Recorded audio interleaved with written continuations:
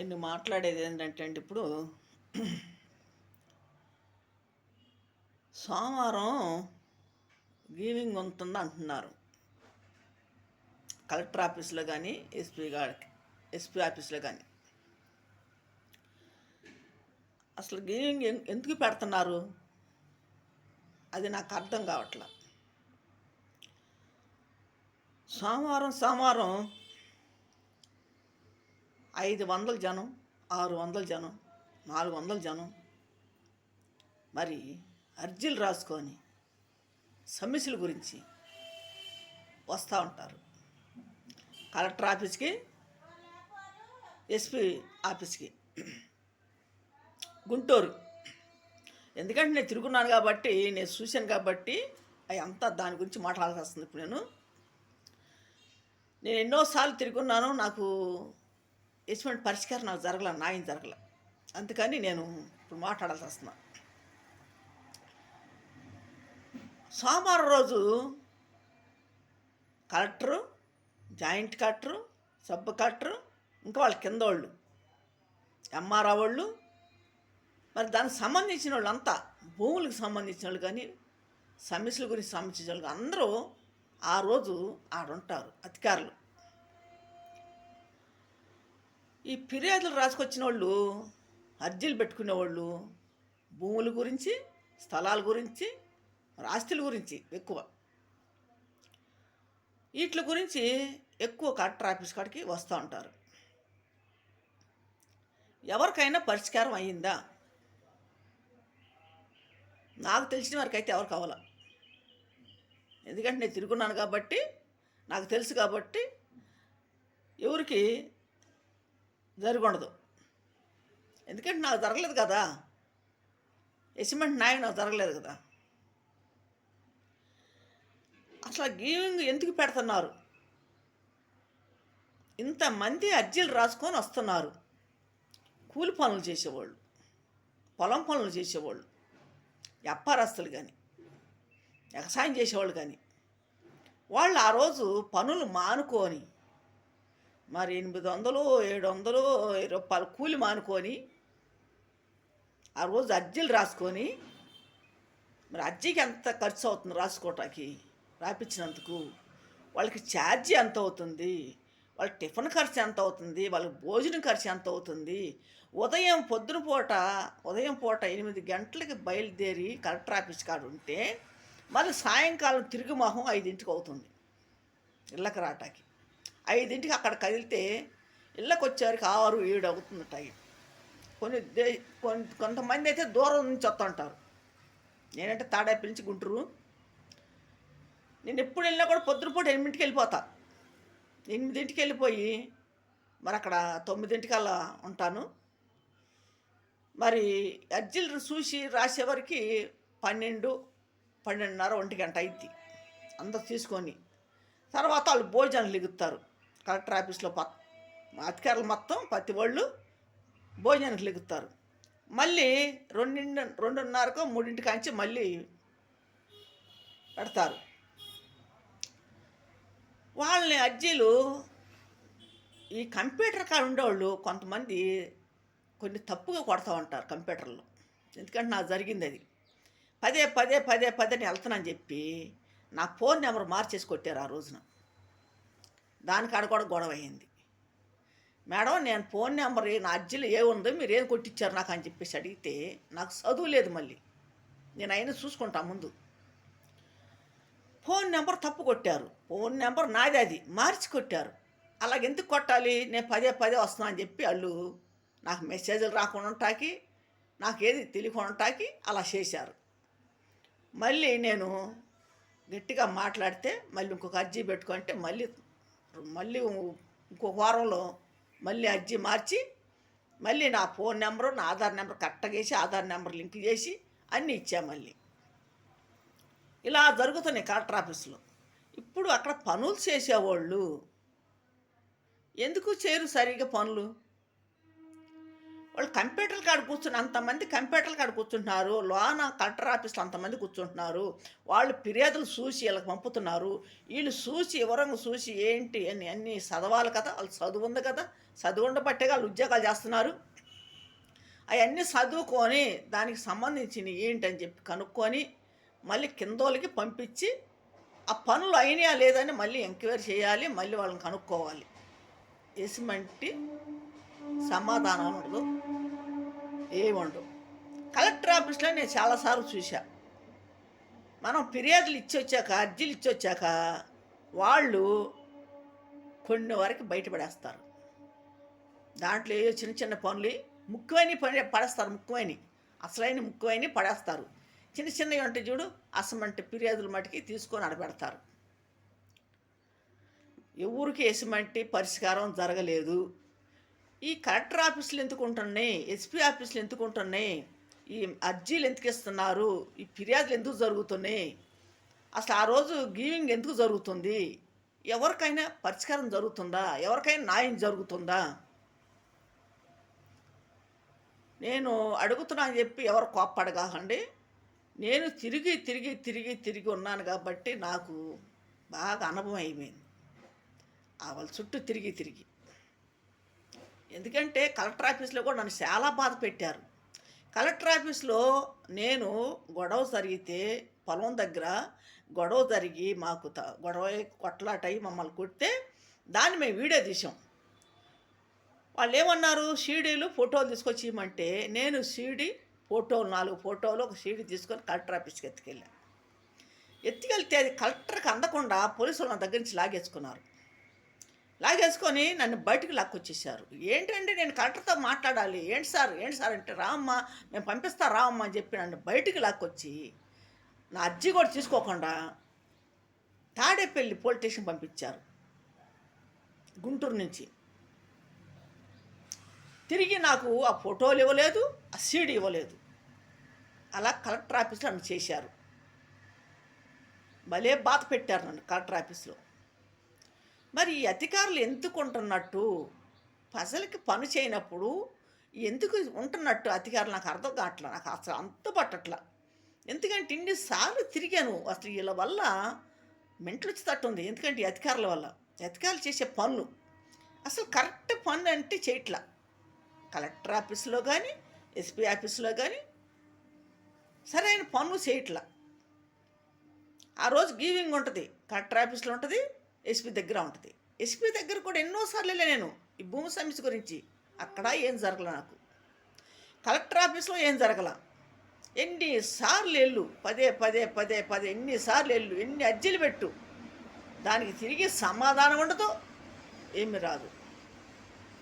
నా అర్జీలు తీసుకొని ఎన్నోసార్లు వాళ్ళు పక్కన చెత్త బుట్టలో పడేశారు. ఆర్డ్ ఆఫీస్లో చూశాను నేను, అక్కడ అట్ట చేశారు. ఆర్డ్ ఆఫీస్లో, రికార్డ్ ఆఫీస్లో అట్టే చేశారు, తర్వాత కలెక్టర్ ఆఫీస్లో అట్టే చేశారు. నేను భూమి కోసము ఇదంతా తిరుగున్నా. నేను ఇక అన్ని సార్లు నేను తిరుగున్నా. కలెక్టర్ ఆఫీస్లో కానీ ఆర్డ్ ఆఫీస్లో కానీ రికార్డ్ ఆఫీస్లో కానీ ఎన్నిసార్లు నేను తిరిగా. మరి ఎన్నిసార్లు నేను ఇచ్చినా కూడా నాకు పరిష్కారం జరగలేదు, న్యాయం జరగలేదు. ఎన్నో పెట్టున్నా, ఎన్ని పెట్టినా కూడా మళ్ళీ మంగళగిరిలో పోస్ట్ ఆఫీసు, అక్కడ ఆస్తికి సంబంధించిన వారసుల గురించి అది కూడా రాసి అది కూడా పెట్టాను కలెక్టర్ ఆఫీసులో. హక్కుదారులు మేమని ఎన్ని పెట్టినా కూడా నాకు ఎసుమంటే సమాధానం లేదు. నా కాడ జిరాసులు ఒక బస్తా ఉన్నాయి, వాళ్ళకి పెట్టినవి అధికారులు పెట్టినవి కాగితాలు జిరాసులు తీపించుకొని ట్రిప్కి నేను జిరాసులు తీపించి ఒక బస్తా నా దగ్గర ఉన్నాయి. కొన్ని చేతులు పట్టిపోయి నా దగ్గర, కొన్ని బాగున్నాయి. అవి ఇప్పటికీ దాచాం మేము, ఇప్పటికి కూడా దాచాం. ఎందుకంటే వెళ్ళినప్పుడల్లా అర్జీ చెప్పల్లా నేను జిరాసులు తీసి పెడతా. కలెక్టర్ ఆఫీస్లో కానీ ఎస్పీ దగ్గరే కానీ మరి మండల ఆఫీస్లో కానీ మరి మున్సిపాలిటీ కమిషనర్ గారి దగ్గర ఇచ్చినవి కానీ ఆర్డ్ ఆఫీస్ ఇచ్చినవి కానీ రికార్డ్ ఆఫీసులు ఇచ్చినవి కానీ అన్ని సార్లు కూడా నేను జిరాసులు తీసి పెట్టా. రికార్డ్ ఆఫీస్లో అయితే అమ్మ ఉన్నది ఇస్తామని చెప్పి నన్ను మోసం చేశారు వాళ్ళు. రికార్డ్ ఆఫీస్లో. రికార్డ్ ఆఫీస్లో అంటే 150 సంవత్సరాలు సరే అలాగే ఉంటుంది రికార్డు, ఎక్కడికి పోదు. ఉన్నాయి రికార్డులు ఉన్నాయి, అక్కడ రికార్డులు మా పేర్లు కూడా ఉన్నాయి. ఉన్నాయమ్మా మీ పేర్లు ఉన్నాయని కూడా చెప్పి వాళ్ళు కూడా నన్ను మోసం చేశారు. ఇస్తాం ఒక వారంకి రా అని చెప్పి నన్ను మోసం చేశారు వాళ్ళు. తిరిగాను, చుట్టూ తిరిగాను. సార్ డబ్బులు ఏమైనా ఖర్చు అవుతాయో చెప్పండి సార్, ఇస్తాను కూడా చెప్పాను. డబ్బులు ఏదైనా ఖర్చు అయితే చెప్పండి సార్, అప్పు తీసుకొచ్చాను ఇస్తాను కూడా అడిగాను నేను. అమ్మ డబ్బులు కాదమ్మా, ముందు నీకు ఇస్తాము చేస్తామమ్మా, నువ్వు ఎన్నాళ్ళతో తిరుగుతున్నావు, పాపం ఎప్పుడు నుంచి అర్జీలు పెట్టుకుంటున్నావు, కలెక్టర్ ఆఫీస్లో కూడా మేము చూస్తున్నాం నిన్ను అని చెప్పేసి మాట్లాడారు వాళ్ళు నాతోటి. వాళ్ళు అలాగ మాట్లాడి చేసి నన్ను మోసం చేశారు. ఇస్తాం రమ్మని చెప్పి నన్ను మోసం చేశారు. ఇంకోసాట భూములకు సంబంధించిందంట, దాంట్లో కూడా వెళ్ళి అక్కడ కూడా ఆఫీసులో కూడా వెళ్ళి అడిగితే అమ్మా ఇది ఇక్కడ కాదు, రికార్డ్ ఆఫీస్ కాడికి వెళ్ళు, అక్కడ రికార్డ్ ఎన్ని సంవత్సరాలు అక్కడే ఉంటుంది, ఎక్కడ పోదు, ప్రతి రికార్డులో ఉంటుందమ్మా ఎవరిదైనా సరే, ఒక్కసారి కాకపోతే 7 సార్లు ఉంటుందని చెప్పేసి అన్నారు వాళ్ళు. అది మట్టి నిజమే, 7 సార్లు ఉండేది, ఒక సాట పోయినా 7 సార్లు ఉంటాయి. రికార్డ్ అనేది ఒకే ఆఫీస్లో ఉండదు, 7 సార్లు ఉంటుంది. ఆఫీస్ వాళ్ళు తెలియదు అనుకుంటారు. తాడేపల్లి మండల ఆఫీస్లో అన్నారు నన్ను, చెదులు పట్టిపోయిన రికార్డ్ అన్నారు, కాలిపోయిందని రికార్డ్ అన్నారు, ఎన్నో రకాలు చెప్పారు నాకు. సరే ఒకసారి పోతే ఇంకోసారి ఉంటుంది కదా, కలెక్టర్ ఆఫీస్లో ఉండదా, ఆర్డ్ ఆఫీస్లో ఉండదా, రికార్డ్ ఆఫీస్లో ఉండదా, మున్సిపాలిటీ ఆఫీస్లో ఉండదా, ఎంఆర్ ఆఫీస్లో ఉండదా, ఎక్కడ ఉండదు నీకు? ప్రతి సాట్ ఉంటుంది. ఎస్పీ దగ్గర కూడా ఉంటుంది, పోలీస్ స్టేషన్లో కూడా ఉంటాయి. రికార్డులు ఆడకపోతే ఆడకి పోవు, ఆడే ఉంటాయి. అలాగ నన్ను మోసం చేశారు ఎంఆర్ఓ వాళ్ళు. ఎంత మోసగిచ్చారంటే అసలు అరటి పండు ఒలిచి నోట్లో పెట్టినట్టు మాట్లాడారు నాతోటి. ముందేమో రివర్స్కి మాట్లాడారు, తర్వాత ఏమో శాంతమ్మ మీకోసమే నన్ను ఇక్కడ డ్యూటీ వేసినారు, మీకోసమే చట్టినాడు, ఆ దేవుడు మీ అందు ఉన్నాడు, మీకు న్యాయం చేసి వెళ్తా నేను, మీ భూమి మీకు ఇప్పించి వెళ్తా నేను, మీ కాగితాలన్నీ మీకు ఇచ్చి వెళ్తా నేను అని చెప్పేసి అలాగ మాకు నైతరంగా మాట్లాడాడు శ్రీనివాసరెడ్డి ఎంఆర్. ఆయన అసలు ఎంఆర్ఓ కాదు, ముందు కలెక్టర్ ఆఫీస్ కాడ బయట ఉండి ఫిర్యాదులు ఇచ్చేవాళ్ళు, కాగితాలు అర్జీలు ఇచ్చేవాళ్ళని బయట నుంచి కలెక్టర్ కాడకి పంపించేవాడు ఆయన. ఆ కలెక్టర్ ఆఫీస్లో చూశాను నేను, ఎన్నిసార్లు చూశాను అన్నిసార్లు నేను, సార్ నన్ను పంపిస్తా అంటే అమ్మ పంపిస్తాను నుంచో లైన్ నుంచో అనేవాడు నన్ను. అట్లా ఇన్నిసార్లు వస్తున్నావు ఏంటమ్మా అని చెప్పి అడిగాడు నన్ను. తర్వాత లాస్ట్ ఇచ్చాను నేను వెళ్ళి కలెక్టర్ ఆఫీస్లో అర్జీ, అప్పుడు ఆయన్ని ఇక్కడ మార్చారు, ఇంకా తాడేపల్లి ఎంఆర్ఓకి వేశారు ఆయన్ని. ఆడికొచ్చాక వెళ్తే కలెక్టర్ కొత్త ఎంఆర్ఓ వచ్చాడంటే మేము వెళ్తే ఈయన కలెక్టర్ ఆఫీస్లో చూశాను నేను, సార్ మీరే సార్ నమస్కారం సార్ అని చెప్పి నమస్కారం పెట్టాను. సరే అమ్మా శాంతమ్మ తెలుసులే, నువ్వు నాకు ఎన్నోసార్లు వచ్చాను కలెక్టర్ ఆఫీస్కి, మరి మీ భూమి గురించి అని అంటున్నావు కదా, మరి నన్ను ఇక్కడ డ్యూటీ వేశారమ్మా, మీకోసం వేసేస్తున్నారు డ్యూటీ, మరి ఆ దేవుడు మీ అందుండి మీకు నన్నే తీసుకొచ్చి ఇక్కడ వేసాడు డ్యూటీ, మీకు న్యాయం చేసి వెళ్తాను నేను, మీకు పొలం సంబంధించిన కాగితాలు మొత్తం ఇస్తానని చెప్పాడు. పట్ట, పాస్బుక్, ఇంటి పట్ట, పొలం పట్ట అన్నీ ఇచ్చి పొలం సర్వే చేసి కొలతలు వేసి మాకు అప్పు చెప్పి ఇస్తామని చెప్పి నన్ను ఎంత మోసగిచ్చాడంటే అంత నైతరంగా మాట్లాడి మోసగిచ్చాడు. తర్వాత గట్టిగా మాట్లాడేది రివర్స్ అయ్యాడు. ఇంకా మా మేన నైతరంగా మాట్లాడినాడు, తర్వాత రివర్స్ అయిపోయాడు. రివర్స్ అయిపోయి ముందోళ్ళు ఏం చేశారో నేనైతే చేశాను, నేనేం చేయలేను, నా వల్ల కాదు, కట్టకడికే పో అని చెప్పేసి మాట్లాడాడు. కట్టకడికే పో అని చెప్పి మాట్లాడాడు. ఆ ఎంఆర్ఓ తర్వాత మా పొలం సమస్య జరిగినాక ఆయన వేరే సాటికి విజయవాడ ఎక్కడో అక్కడికి ట్రాన్స్ఫర్ వేసుకోడు, అక్కడ ట్రాన్స్ఫర్ అయ్యాడు, అక్కడ మార్చుకున్నాడు ఆయన డ్యూటీ. తర్వాత చెప్పారు విజయవాడలో ఉంటున్నాడు ఆయన అని చెప్పేసి మాట్లాడారు, విజయవాడ కలెక్టర్ ఆఫీస్లో ఉన్నాడు అని చెప్పేసి అన్నారు నాతోటి.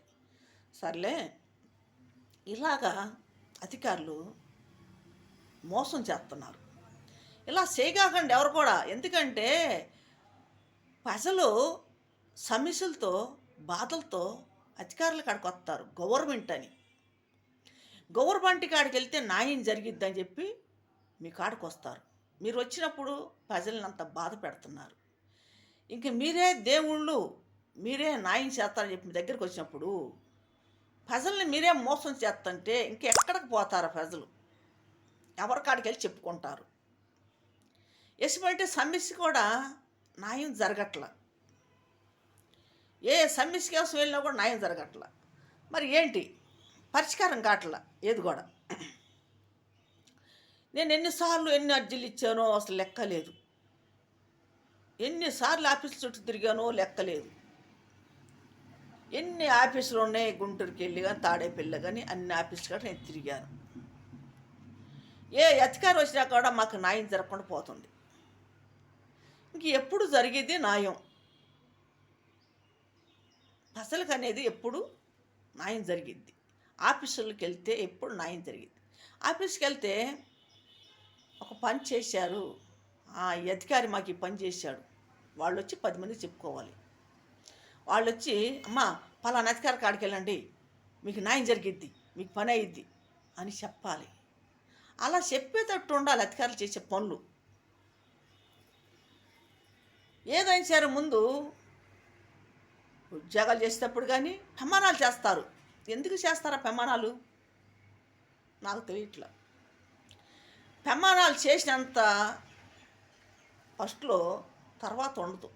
దేనికని ప్రమాణం చేసినప్పుడు ఆ ప్రమాణం ఎలాగ చేస్తున్నారో ఆ మాట మీద నిలబడాలి కదా. మేము ప్రజలకి న్యాయం చేస్తాం, ప్రజల్ని మేము ఉద్ధరిస్తాం, ప్రజల సమస్యలు మేము తీరుస్తాం, ప్రజలకి ఏ సమస్య వచ్చినా మేము ఆదుకుంటాం అని ముందు ప్రమాణాలు చేస్తూ ఉంటారు. అవి ఎందుకు చేస్తారు? ఒట్టొట్టు వాగ్దానాలు అవి ఎందుకు చేస్తారో ప్రమాదానాలు తెలియట్లా. మరి చేతులు ఎత్తి అందరూ కళ్ళు మూసుకొని కత్తి 2 నిమిషాలు 3 నిమిషాలు ప్రమాణాలు చేయటం ఇవన్నీ చేస్తూ ఉంటారు. అది నాకు నచ్చట్ల.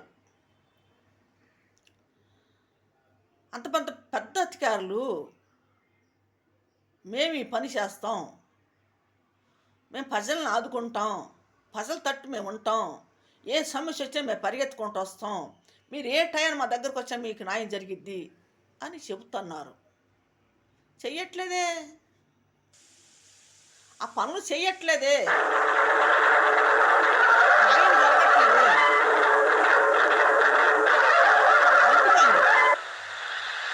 ఫోన్ వస్తుంది, అది రింగ్‌టోన్